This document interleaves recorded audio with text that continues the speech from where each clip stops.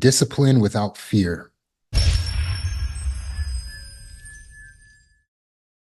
I asked a client of mine, uh, what would it look like if you had self-discipline without fear? And she found this to be quite profound, something she had never thought of. For her, she had always motivated herself with fear. It's like, I better do this or else, right? So it's like, I better do my taxes or else I'm going to go to jail. I better pay my bills, otherwise I'm going to lose my stuff. And many of us are living that way where we're motivated in life by fear. So I want to give you the story of the two generals. And so in this ancient country, they at this during this certain period of time, they had their army split directly in half because they had two very skilled generals, but these two generals had opposing ideologies. One of the generals' ideology that he taught his troops was if you don't do it, you're dead. So it's better to kill or be killed. If you don't kill them, they're going to kill you, essentially. Um, and so his troops then were motivated to go out and defeat their enemies so that they didn't themselves lose their lives. Whereas on the other hand, the other general would use a more positivity sort of collaborative approach. And he would say, we can do anything together. We can do anything together. So on one hand, you have the if we don't do it, we're dead. And on the other hand, you have the we can do it together. We can do anything together. Well, these two armies would have different results due to their different approaches.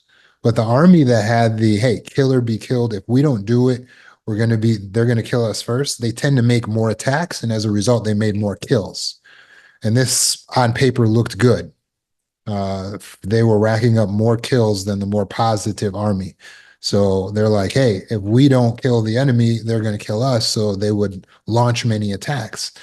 But there came a time when the enemy forces, the enemy nation, came in, did a swift operation, and they extracted the two generals. So they kidnapped these two generals. So when the army woke up the next morning, both of these armies realized that both of their generals were gone. Now, originally the plan was if one of the generals died, the other would take over the other's army. But with both generals gone, the two armies didn't know exactly what to do or who they should follow. So the each army decided to go with their ideology that they had been taught. The first army had been taught that we have to kill or be killed, but the enemy nation was not threatening to kill them. They had just taken the general. The positivity army had been taught we can do anything together. So they formed a coalition and built a plan. They started to plot out how they would go in and extract the kidnapped general. Well, the other army that had more of the fear-based thinking was in fear that if they went in and did this operation, they would die. And so off went the positivity army, believing that they could do anything, and they successfully extracted these two generals and brought them back to safety. They saved both generals. When the negativity general asked his army why they didn't come and save him, his army said, because we were afraid that we would die. And in that moment, the general realized he had always motivated his army with a fear of death.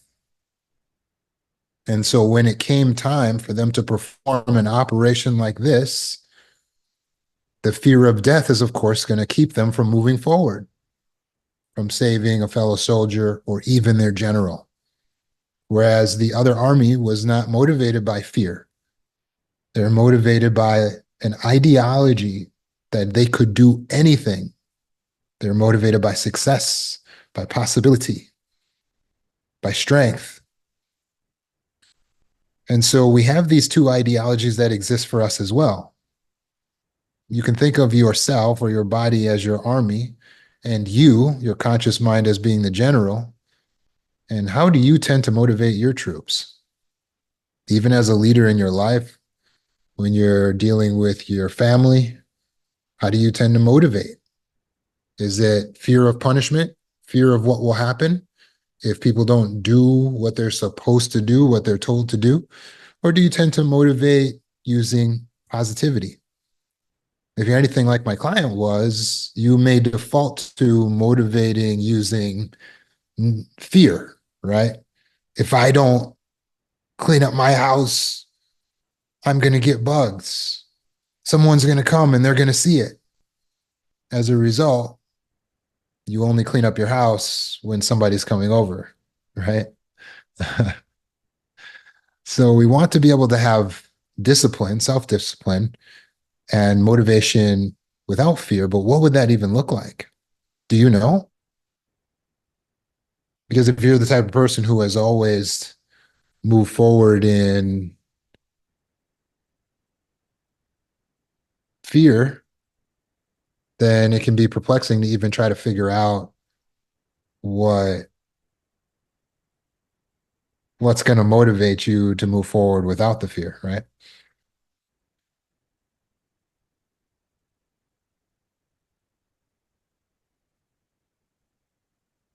So what do you do to motivate yourself?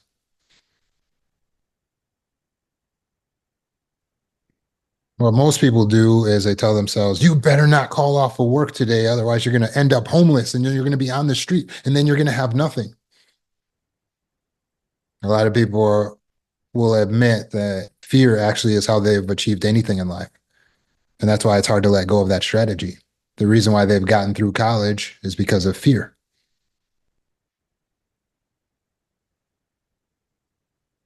You may feel like, oh, I got to do laundry, otherwise, I'm not going to have anything to wear. But what happens with this strategy is over time, it actually stops working. Have you noticed that? The negative motivators have limited success and benefit over time. So over time, the negative motivators stop working, and then you're really stuck.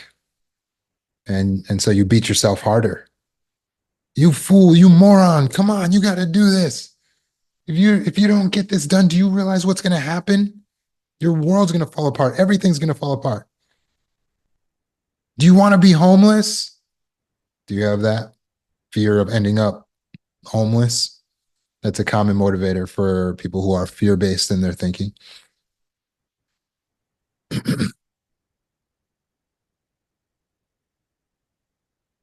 So, how are we supposed to structure this? How are we supposed to have discipline or motivation without fear? Well, we'll need to default to the 85-15% rule of thumb. We should be 85% motivated by love, positive thinking, thinking in terms of what's beneficial, and only 15% motivated by fear. Only 15% motivated by fear.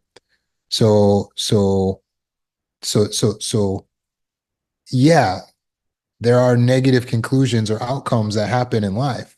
And yeah, it can be okay sometimes to recognize, oh, I would like to avoid that negative outcome and to use that as the impetus to move forward or to move from the right to the left. That can be okay 15% of the time,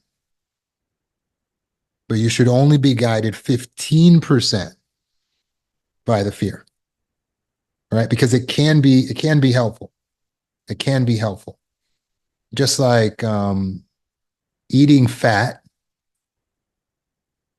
can be good, but you don't eat more than 15% fat, right? You don't just eat majority fat, right? You want to make sure that your what do we call food again?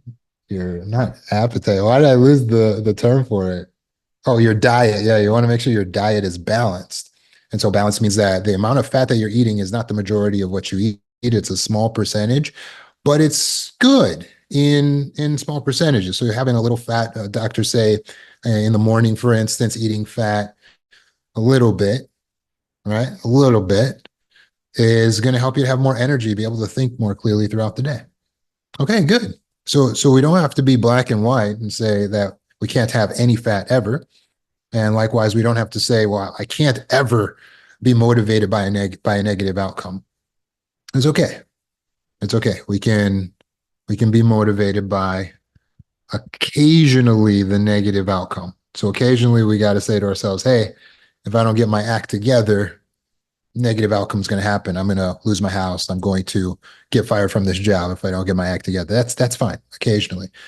But 85% needs to be what? We need to be motivated by love, which is purpose, or focusing on what is beneficial. That's what love really is. It's focusing on what's beneficial for said target. So we want to be mainly driven by positivity, love, purpose, what is beneficial, what is beneficial. How much? 85%. How much is that really? That's most of the time. It's nearly 90% of the time. 90% of the time. 90 out of 100% of your thoughts and the way you talk to yourself needs to be motivating yourself with positivity. How do you do this? How do you do this? Well, you want to be the cool parent. You want to be the cool parent. How does a cool parent motivate a kid? Right? Because most parents, I don't know how you grew up, but a lot of parents like to use those negative motivators. If you don't get straight A's, if you don't bring in straight A's into this house, you're getting a whooping. That's not how we want to do it. So how do we be the cool parent, still guide the children? Instead of you better get A's or I'm going to whoop you, or you better clean up your room or I'm going to beat you. It's better to say, you know what I'd like to see? I'd like to see you bring in straight A's on your report card. I believe you're capable of it. Yeah, you're just as smart as any of the kids that you go to school with. There's no reason you couldn't bring in very high marks.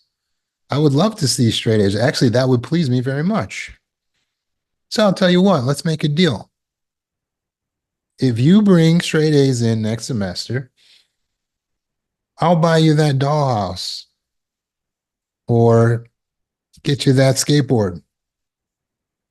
Even just even just the potential that it would please you for many children is a very strong motivator, right? Because children naturally want to please their parents. So we're operating instead of 85% fear. I got to get my kid to do this or to not do that because they need to have fear. We're normally in the positives. We're saying, hey, you know what I'd like to see? I'd love to see you socializing more in school. Hey, this, you know what I'd like to see? I'd like to see this room more neat, kept more neat.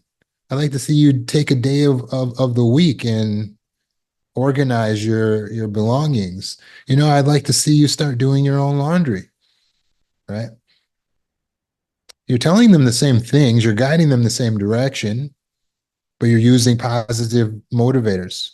Why is that so important? But with the negativity motivators, all you're doing is causing your kid anxiety and depression. You realize that. If you don't get the good grades, I'm going to whoop you.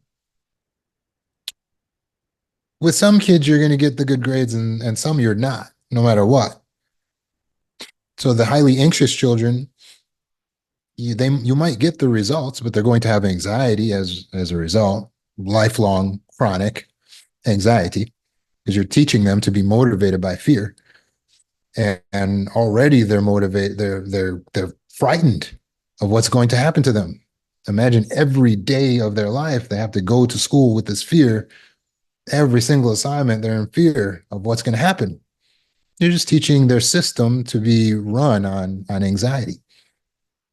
If they can't do it, then and you've taught them to be depressed because what you set for them was too hard anyway, and as a result, they'll be like, This is, I can't avoid negative outcomes. And believing that they don't have agency over their life will lead to depression.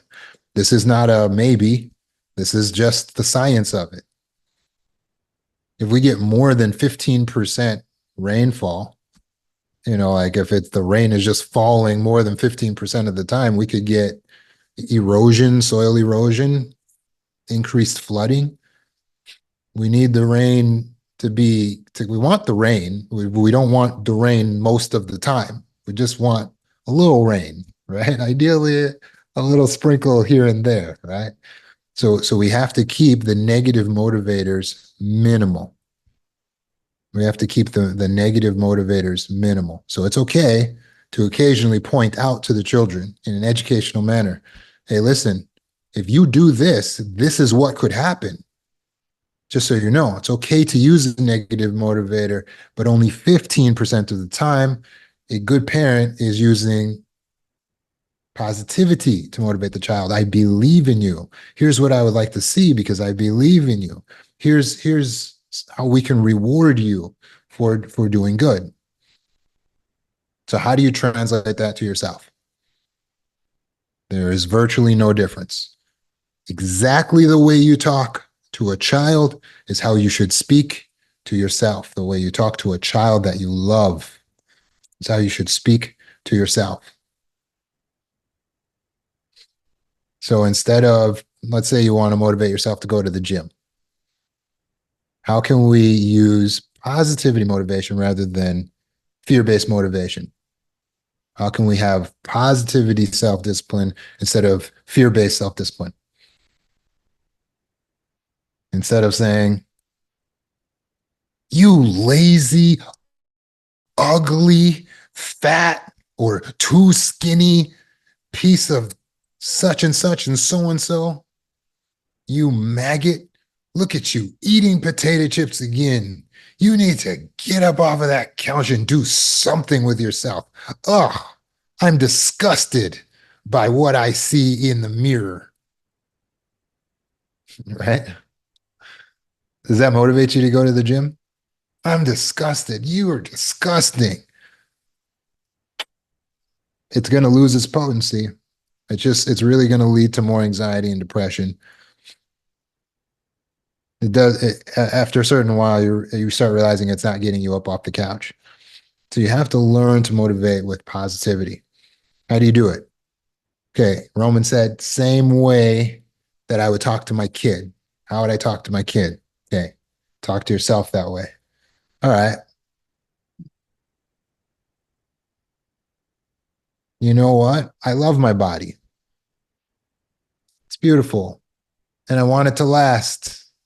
And I want to feel good. And if I go to the gym and I exercise, it's going to make my body strong. It's going to give it good challenges so that I get the best performance from my body. And I want to have that. I want to have a high performing body, an apparatus that is optimized.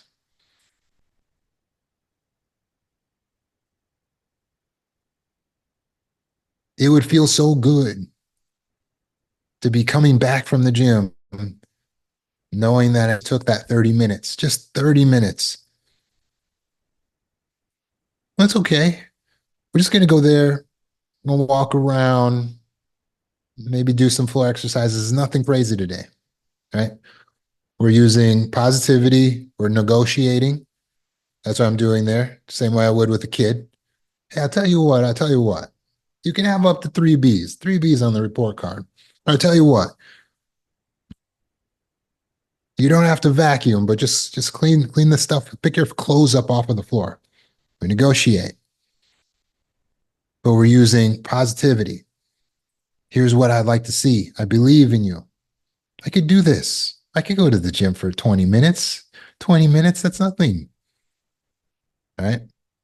Can you see how that's more motivating to go to the gym? I love myself. I love my body. I love how I would feel. And then what happens? We create the motivation through momentum. Because isn't it true you're motivated to do things that you do often? If you've been binge watching a show, you're motivated to keep watching your show. But if you've been going to the gym, you're motivated to keep going to the gym. This is just the way motivation works. In fact, you might not be motivated to lift anything until you get to the gym, which is why you got to do that negotiation with the self and say, hey, you know what? Let me just get there. Let me just get inside of the gym. And I might not do anything, but let me get, because when you're there, what will happen? You develop momentum. The momentum creates the motivation. You start looking around and people are sweating and you hear the clinging of the weights and stuff's looking good. And you're just like, you know what? I'm already here. I might as well just pick up a dumbbell and just do a couple reps. Next thing you know, you're sweating it out. You get a whole workout in. But you don't tell yourself ahead of time, I'm going to go there. It's going to be really hard. I'm going to be sweaty. No, no, no, no. We negotiate with ourselves. We use positive motivators. I'm going to feel good when I come home. And what happens? The momentum begins because what you wake up that next morning and you're like, do I have a trust? Start seeing little cuts. I'm like, oh, look at that. Wow, this really does pay off. And now what do you feel? More motivation to keep doing the good, positive activity that you're doing. And that can be with our work. We have reports and things that we got to create for work and just work to do. You do the same thing. You use the positive motivators. Then you negotiate with the self and you create momentum. And that's where your motivation comes from. Hey, you know what I would like to see? You know what I believe I could do? I'll bet I could. And then you, okay, what is your wager? I'll bet I could get this thing started. Just get it started tonight before I go to bed. And I'm not going to work on it, but I'm just going to open it up. I'm going to open my word processor and pull up the research materials so it's ready for me in the morning. And what's going to happen as soon as you pull it up and you got your research materials out? Maybe 8 times out of 10, you're going to keep going. Oh, let me just see this. Let me start looking into this because we work on momentum. That's the type of beings we are. It's our job to hack the system. This is especially so if you're dealing with ADHD. It's a momentum thing. It's a momentum thing. We gravitate towards what we're interested in, and we can't be interested in something that we're not even doing. It's not even in front of us. You have to get yourself parked in front of the problem, the issue, and then you will begin to solve the problem, the issue.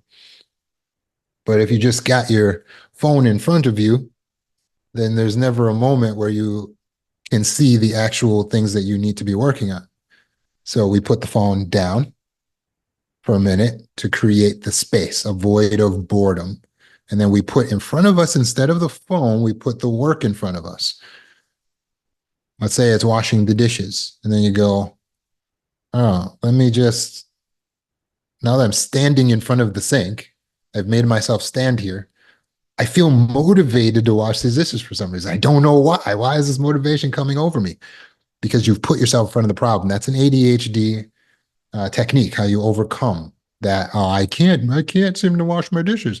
That's because you got this thing in front of you. If you just put the thing that you're currently hyper focused on down, you create the void, the space of boredom, and then you put yourself in front of the issue that you would like to solve physically. The mental takes over and you suddenly can hyper focus on the dishes. Just don't go too far into the dishes. You'll have every dish in the cabinet rewashed because that's how we hyper focus when we have that ADHD, right? But we can use positive motivators. So think about how you might motivate yourself when it comes to getting yourself just to do basic things like to take a shower. How could you positively motivate yourself to take a shower? What you're going to do instead of, oh, if I don't do this, no, no, no, no, no, no. Take a minute and imagine how you will feel when your body is clean, getting out of that shower and getting into some nice clean sheets and making sure that your nice clean sheets don't get ruined because your body's so nice and clean. Is that a great feeling? So as you contemplate that feeling, what do you start feeling motivated to do? To go take a shower. Where's the negative reinforcement? I didn't have to use it. How did I do that? I brought myself to what the positive outcome would be. I started thinking about the benefit, how it would feel good.